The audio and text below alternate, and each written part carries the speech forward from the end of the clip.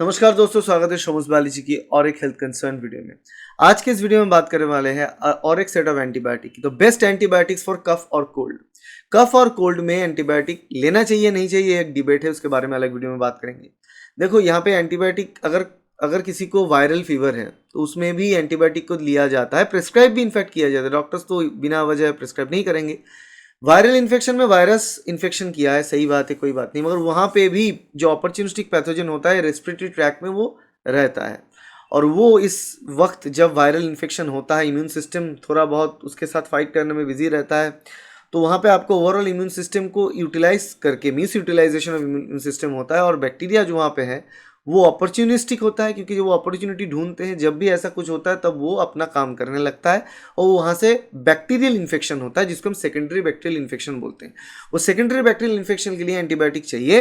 तो ऐसा नहीं है कि वायरल फीवर में एंटीबायोटिक दे दिया तो नहीं लेना चाहिए। हाँ, एंटीबायोटिक ऑब्वियसली सोच समझ के ही लेना चाहिए, मगर वायरल फीवर में एंटीबायोटिक देने की कारण ही ये है क्योंकि सेकेंडरी इन्फेक्शन को हम रोक पाए। अब सेकेंडरी इन्फेक्शन उसके साथ साथ कुछ एंटीबायोटिक्स ऐसा है जिसका एक थोड़ा बहुत एंटीवायरल प्रॉपर्टी भी जिसमें पाया गया है, वो अलग बात है। तो दोनों कारण यहाँ पे एंटीबायोटिक दिया जाता है। तो अगर किसी को कफ और कोल्ड है, फीवर है, तो उसमें कौन से एंटीबायोटिक चाहिए? 3 सबसे ज़्यादा बिकने वाले यूजफुल एंटीबायोटिक इंडिया में क्या है? तो चलिए स्टार्ट करते हैं। पहला amoxicillin clavulanate. Amoxicillin and potassium clavulanate एक साथ आता है। तो ये ग्राम पॉजिटिव और gram negative broad spectrum antibiotic के खिलाफ बहुत अच्छे तरीके से काम करता है। Commonly used for bacterial upper respiratory tract infection. जो रेस्पिरेटरी ट्रैक्ट की अपर एरिया होता है, मतलब ये नाक से लेके हुए टोटल ये रेस्पिरेटरी ट्रैक्ट जब तक ना वो लंग तक आता है, वहाँ फेफड़ों तक आता है, उसके ऊपर का जो हिस्सा टोटल, तो अपर रेस्पिरेटरी ट्रैक्ट की किसी प्रकार की इन्फेक्शन के लिए एमॉक्सिसिलिन पोटेशियम क्लेव्युलेनेट बहुत अच्छा एंटीबायोटिक है। इसका डोजेज देखो 500 मिलीग्राम और 125 मिलीग्राम, ऐसा 2 बार दिन में लेना होता है। तो 625 मिलीग्राम का एक टैबलेट आता है। ये कॉन्ट्राइंडिकेशन क्या है? अगर किसी को पेनिसिलिन प्रकार की दवा से एलर्जी है तो वो नहीं ले। और हेपाटिक डिसफंक्शन होता है, मतलब नॉर्मली अगर आपकी लीवर में कुछ प्रॉब्लम है तो नहीं लेना चाहिए, क्योंकि लीवर में इंपैक्ट आ सकता है। ठीक है। अब इंडियन ब्रांड नेम की बात करें तो क्लेवैम आता है।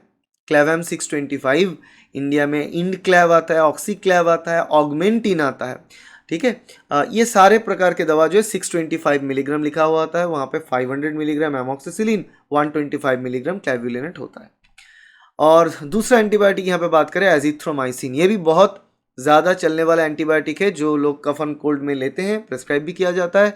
एजिथ्रोमाइसिन भी ब्रॉड स्पेक्ट्रम एंटीबायोटिक है। Gram positive gram negative bacteria, दोनों प्रकार के बैक्टीरिया के खिलाफ काम करता है। अपर रेस्पिरेटरी ट्रैक्ट इन्फेक्शन में बहुत अच्छी तरीके से काम करता है। डोजेज 500 मिलीग्राम लेना होता है वंस डेली फॉर 3 डेज, 3 दिन के लिए 500 मिलीग्राम 500 मिलीग्राम 500 मिलीग्राम एक ही बार दिन में, एक फिक्स टाइम पे 3 दिन। यही डोजेज है एजिथ्रोमाइसिन की। हालांकि डोजेज छोटा है इसलिए लोगों को याद ज़्यादा रहता है, 3 ही डोजेज होता है तो ज़्यादा बिकता है इसलिए एजिथ्रोमाइसिन। हेपाटिक इंपेयरमेंट हो सकता है अगर आप ज़्यादा मात्रा में एजिथ्रोमाइसिन लो, मतलब वही लीवर में डैमेज। और अगर मैक्रोलीड प्रकार के एंटीबायोटिक्स एलर्जी है तो एलर्जिक रिएक्शन हो सकता है। इंडिया में एजिथ्रल, ओके, एजिकेम, जिथ्रोमैक्स, ऐसे अलग नाम से ये बिकता है। और तीसरी जो यहाँ पे है डॉक्सीसाइक्लिन। डॉक्सीसाइक्लिन भी आज बहुत ज़्यादा बिकने लगा है, खास करके कोविड के बाद से। डॉक्सीसाइक्लिन और उसके साथ कंबाइन करके लैक्टोबैसिलस एक साथ आता है, डॉक्स TSL बोल के इंडियन ब्रांड नेम, वो बहुत आसानी से बिक रहा है। ये भी ब्रॉड स्पेक्ट्रम एंटीबायोटिक है जो gram positive gram negative bacteria और एटिपिकल पैथोजन के खिलाफ भी बहुत ज़्यादा लड़ सकता है। ये 100 मिलीग्राम का कैप्सूल फॉर्मेट में दिन में 2 बार लेना होता है। ऐसे आपको 5 दिनों तक का डोजेज चलता है, 10 दिनों तक, कभी कभी 14 दिन तक हो सकता है, डिपेंडिंग अपॉन योर कंडीशन। अब प्रेगनेंसी में ये डॉक्सीसाइक्लिन की डोजेज को बहुत ही ध्यान से एडमिनिस्टर करना पड़ता है। जो बच्चा 8 साल के नीचे उनको नहीं देना है, और इसको कंटिन्यूअसली लेने से हेपाटिक डिसफंक्शन, मतलब कि लीवर में प्रॉब्लम हो सकता है। लीवर की पेशेंट्स को भी डॉक्सीसाइक्लिन से अवॉइड करना चाहिए। ब्रांड नेम डॉक्सीसिफ, डॉक्सीएल, मैंने आपको बताया डॉक्स TSL बोल के आता है, जो डॉक्सीसाइक्लिन के साथ लैक्टोबैसिलस की कॉम्बिनेशन हो, मतलब एंटीबायोटिक और प्रोबायोटिक की कॉम्बिनेशन। ठीक है, क्योंकि ये डॉक्सीसाइक्लिन कंटिन्यूअसली लेने से डायरिया हो सकता है ड्यू टू, क्योंकि ये पकड़ पकड़ के सारे प्रकार के बैक्टीरिया को मार देगा। तो पेट के अंदर जो अच्छे बैक्टीरिया उसको भी मार देगा, तो इसीलिए डायरिया होगा। उसको ठीक करने के लिए लैक्टोबैसिलस भी इसके साथ डॉक्स TSL बोल के इंडियन ब्रांड नेम आता है। ये 3 प्रकार के सबसे ज़्यादा प्रचलित एंटीबायोटिक्स यहाँ पे हैं। तो ये आपके सामने इसका लिस्ट आपके सामने है, देखो एमॉक्सिसिलिन, पोटेशियम क्लेवुलिनेट, एजिथ्रोमाइसिन और डॉक्सीसाइक्लिन। ये तीनों बहुत ही अच्छा दवा है, आप इस्तेमाल करके देख सकते हो।